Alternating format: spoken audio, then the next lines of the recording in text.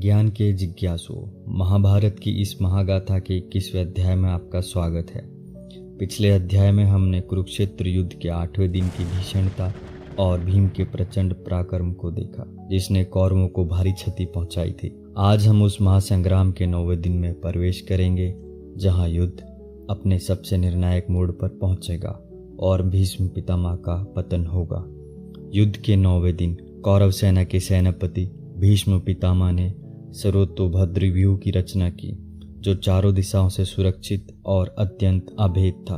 पांडवों की ओर से धृष्टद्युम्न ने सर्वतोभद्र व्यूह के जवाब में सर्वतोभद्र व्यूह का ही निर्माण किया, ताकि वे कौरव सेना को घेर सके। दोनों पक्षों ने अपनी अपनी रणनीति के साथ युद्ध आरंभ किया। 9वें दिन का युद्ध अत्यंत भीषण था और भीष्म पितामह ने एक बार फिर अपने अदम्य शौर्य का प्रदर्शन किया। उन्होंने पांडव सेना में इतनी तबाही मचाई कि पांडव योद्धा हताश होने लगे। श्री कृष्ण को भी भीष्म के पराक्रम से चिंतित होना पड़ा और उन्होंने अर्जुन को भीष्म को रोकने के लिए प्रेरित किया। पांडवों ने महसूस किया कि भीष्म के रहते वे युद्ध नहीं जीत सकते।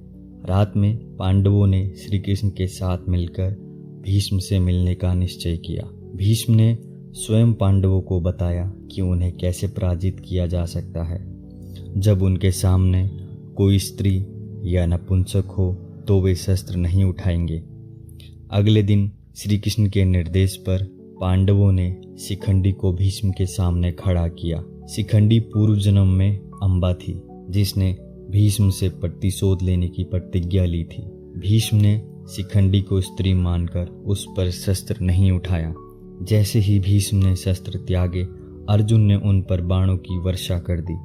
भीष्म का शरीर बाणों से छल्ली हो गया और वे बाणों की शैया पर गिर पड़े।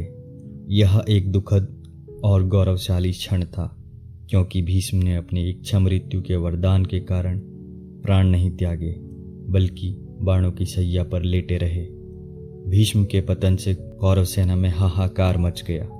दुर्योधन अत्यंत दुखी और क्रोधित था। पांडवों ने भीष्म के प्रति सम्मान व्यक्त किया।